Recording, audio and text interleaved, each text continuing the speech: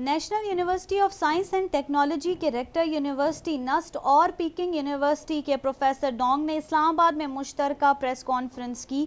انہوں نے بتایا کہ پاک چین کی 65 سالہ دوستانہ تعلقات کو مزید مستحکم کرنے پر زور دیا گیا ہے۔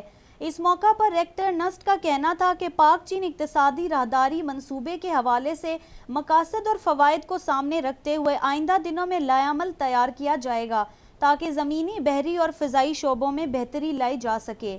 ان کا کہنا تھا کہ آئندہ دنوں میں تجارت میں فروغ کے لیے وزارت خارجہ، higher education commission, ministry of science and technology اور پاک فوج کے تعاون سے پاک چین اقتصادی راہداری منصوبے کو جلد از جلد تشکیل دینے کے حوالے سے بات چیت کی جائے گی۔